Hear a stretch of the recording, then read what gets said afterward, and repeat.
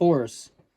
The whole idea of equilibrium is really derived from levering operations. It was much later, when the mechanics of the whole body was studied, that the outer part of the body came to be understood as a system of levers. This analogy is important, and we will discuss it when we come to the history of the concept of force in physics. The natural starting point is the fact that force is directly felt. It is felt by the muscle spindle mechanism, just as described. Now, students of physics have been taught that force is a secondary idea. Since Sir Isaac Newton, we look on force as a rate of change of momentum or mass acceleration. But the primitive view has some justification. Force is as directly felt as things are seen. Then there is the concept of inertia. The mathematical idea of inertia came very late, as we will see, but the feeling of inertia is also an immediate one. We learn the difficulty of setting objects in motion by experience. Objects may look the same, but if you try to move them about, you realize that they may be very different. And there is the old trick of painting bits of cardboard as heavy lead weights so that the person trying to lift them falls over backwards. Hearing. A hearing, in essence, is another mechanical sense, but the time element is the principal aspect. The sound vibrations are not transmitted directly to the brain, but pass through what is effectively a harmonic analyzer, which we carry inside our ears, each receptor resonating to a definite frequency, so that we hear notes rather than sections of a complete sound track. This is a very fundamental idea which students will find later in physics, the two ways of looking at any disturbance, regular or irregular, the direct way, the actual displacement tone graph, and the indirect way of analyzing it into frequencies. We do this analyzing into frequencies for ourselves in music, for example. Following the pre-human stage of interpreting cries and noises, we recognize them by their harmonic analysis, and that is why it is called harmonic analysis, because it all arises from the musical concept of harmony. Touch. When we have two other sensations that are vital to physics, which come in a different way, one of them is touch. Now, touch is still somewhat mechanical, but it is a very, very complicated subject, and its elucidation has only come about in the last 30 years. And of course, that would be from the 1940s to the 1970s. And of course, we have learned more about it since then. Students learn and have possibly already learned at school one of the neatest laws of physics, which is Montan's law of friction. It has been taught since around the year 1670, a very practical thing as well, and no one realized until the 1930s that it was complete nonsense. The force you learn needed to move an object along a rough surface depends on the nature of the surfaces in contact on the forces pressing them together, but it is completely independent of the area of the actual surface of contact. If any student said that this must be nonsense, he or she would probably be told that this is a law of science, that it has been proved to be correct for nearly 300 years, and that one must not ask awkward questions. In fact, as my sophisticated readers have probably learned, though the law is perfectly true, the explanation is absolute nonsense. In fact, the friction is not independent of the area of contact. It is strictly proportional to it, but the area of apparent contact is not the same as the area of actual contact. Look carefully at a block resting on a slide. Will you see a magnified cross-section view of a block resting on a slide showing actual area of contact? The surface is in contact, but only in a few small places. If you put more weight on the block, it settles down and meets the slide in more places. The area of contact can be measured by a simple process of covering the surface with paint and so finding out which parts are touching and which are not. But no one thought of doing that. The kind of thing I mean is what you feel when you touch anything very lightly, when you are apparently only just touching a surface so that you can feel it. The French call it stroking a flower.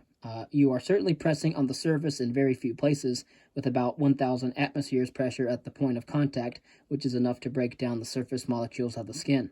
As people now realize from the damage done by stiletto heels, you can get very considerable pressure simply by lowering the area of contact. Touch is a very delicate sense. It depends on two sets of receptors. One set are the very sensitive receptors concerned with the actual touching, which are more or less limited to the fingertips or the lips.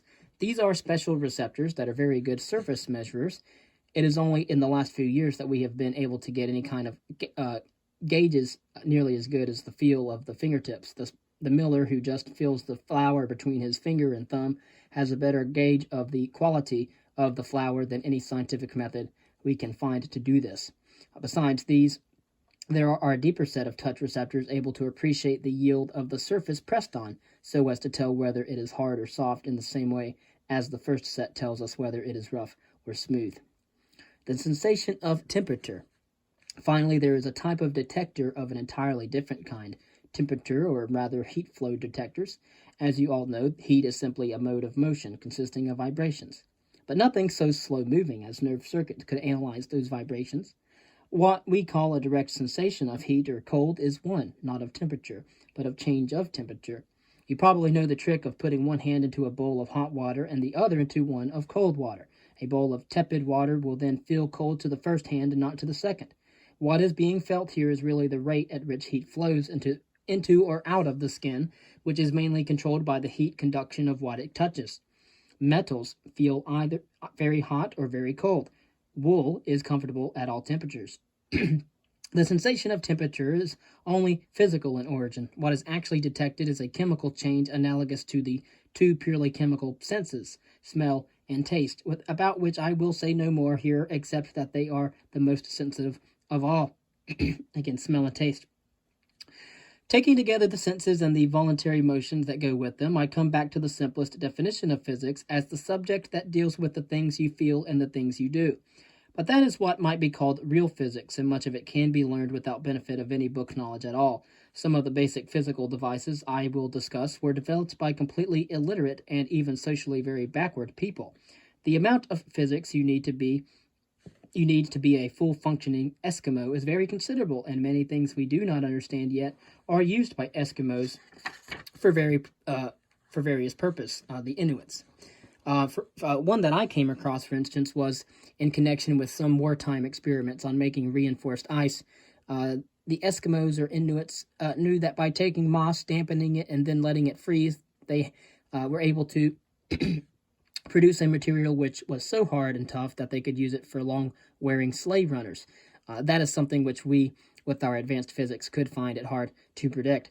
That kind of physics, the physics of knowing how to deal with the world by an ingenious combination of materials and shapes, is something that must be discovered by practice. Social aspects of physics. Behind that, however, there is another kind of physics that has played a much larger part in history. Technical developments on the practical side will get you so far and no further. A more sophisticated kind of physics came from the attempt to understand and to put into words in some way what these practically useful experiments were. This aspect is almost purely social.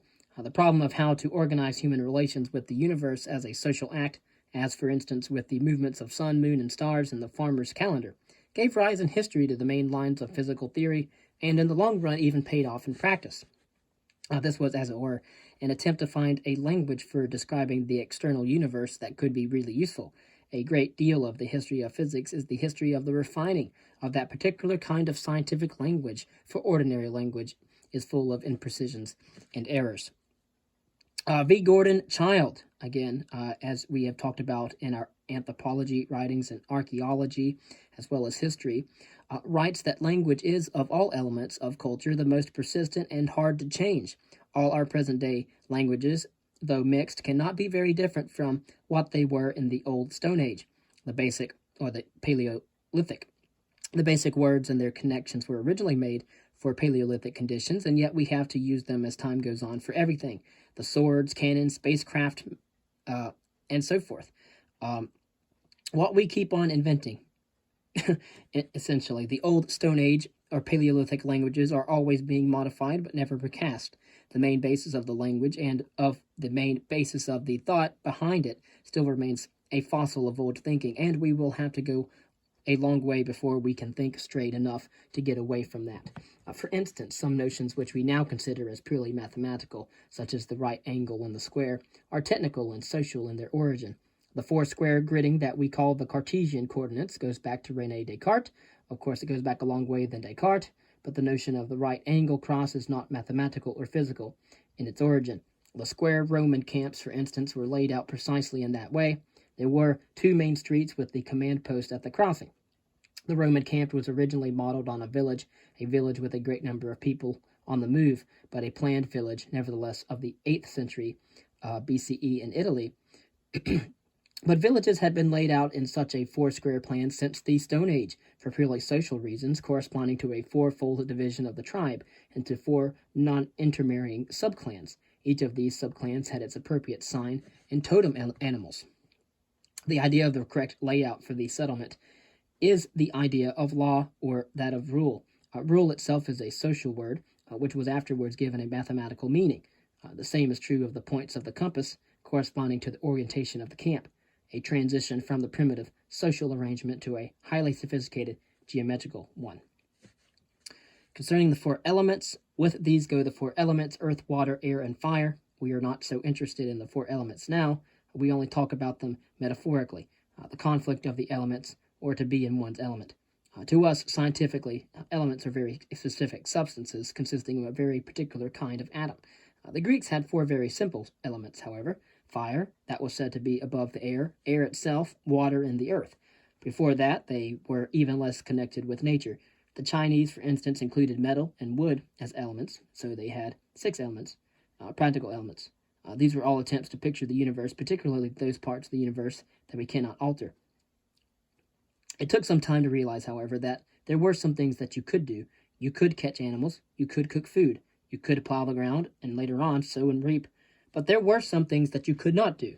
There were the sun, the moon, and the stars beyond your reach. You could not do anything about them, but they could do a lot of things to you. And they could warm you, or they could let you freeze. They could blow winds on you, or they could bring rain, or they could refuse to bring rain. These were elements of a world that had to be observed, but that could not be manipulated in any certain way, though something could be hoped for from prayers and that of superstitious magic. The observation of the heavens. The knowledge of the observable, the motion of the heavenly bodies, was to be the clue in a kind of long detective story through which the ideas of physics were to be derived. The first naive visions of the world plan revealed that it was a very homely kind of world in which there were 4 walls and a roof with various lights in it that keep moving about. 2 big lights and many small lights. That was quite a good description, but not much useful. What men needed to know was when the lights were to be turned on and off, when the rainy weather was going to come, when the river was going to rise. All of these things required sustained observations and led to the discovery, the most fundamental discovery of all, that there are things which are regular. Now you might say that for this you do not need elaborate aids. There is a day, and a day is always the same length. But how do you know it is the same length? Unless you have a clock, there is no way of knowing it is the same length. A day does not always feel the same length. Some days feel long and very boring. Some days feel exciting and very short. Further, if you count the days after a full moon, you will find that there is another full moon some 29 days later. Of course, they used other ways to measure time in the history of humanity. Of counting, of course, is very old. And so we know that the oldest scientific document that we know so far is a bone handle from Central Africa. It dates to around 12,000 years old, and it is scratched.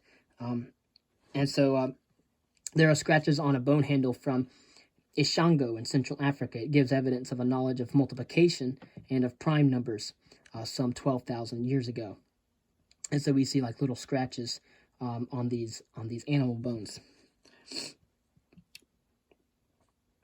Well, clearly the man who made that scratches on the bone could not only count, but he could multiply and divide because he had scratched the prime numbers on that piece of bone.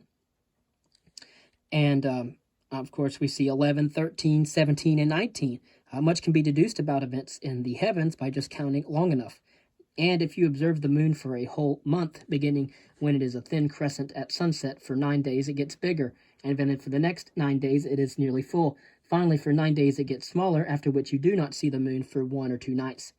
And no matter how long you count, you cannot get an even number of days in a month or months in a year.